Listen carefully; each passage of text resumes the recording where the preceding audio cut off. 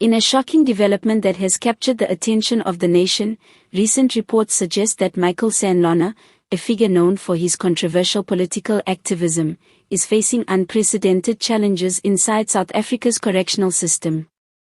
This update has ignited a wave of public concern and sympathy, raising questions about the state of the prison system, the treatment of high-profile detainees, and the broader political consequences for those connected to him. Before we dive in, make sure you hit the subscribe button and turn on notifications to stay updated on every unfolding development regarding South African politics. These are stories that demand your attention. The current situation: who, what, and where. Michael Sandlana, whose legal troubles have been closely followed for months, is currently serving time in a state facility following his recent convictions. According to sources familiar with his case, Sandlana has been experiencing both physical and emotional strain as he adjusts to life behind bars. Reports suggest that his access to usual support systems has been severely limited, a reality that has left many wondering whether he is coping under the pressure of incarceration. The prison, located in specific province withheld for safety, is known for its strict routines and limited inmate privileges. Observers note that adjusting to such an environment can be particularly challenging for individuals accustomed to public attention and freedom. Political tensions and public reaction. The news of Sandlana's struggles has not gone unnoticed in political circles. Some analysts suggest that his situation reflects deeper tensions within the South African political landscape. His incarceration has sparked debates about fairness in the legal system, the treatment of politically significant figures, and the broader implications for public trust in institutions. Social media has amplified public reaction, with citizens expressing both sympathy and skepticism. Reports indicate that while some view Sandlana as a victim of an overly harsh system, others see his difficulties as a cautionary tale about the consequences of political activism that crosses legal boundaries. Political commentators have also weighed in. According to sources, opposition parties are monitoring his case closely, framing it as an example of potential overreach by state authorities. Meanwhile, supporters of the government maintain that Sandlana's treatment aligns with standard procedures and that no preferential treatment is being offered despite his profile. Correctional authorities have issued statements emphasizing that all inmates, regardless of public profile, are entitled to basic rights and humane treatment. Allegations of mistreatment or neglect have been formally addressed with assurances that monitoring and support structures are in place to safeguard prisoner welfare. Legal experts note that the prison system faces significant challenges in balancing security, rehabilitation, and the mental health needs of inmates.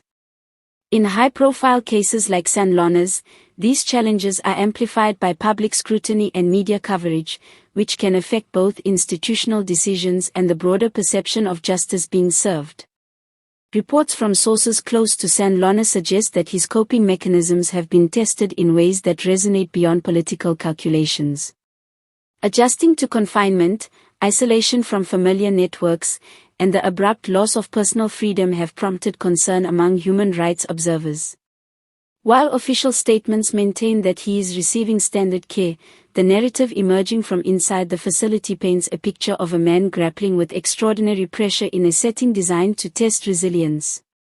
Experts in prison psychology emphasize that emotional strain in high-profile inmates can be compounded by constant media attention and political speculation.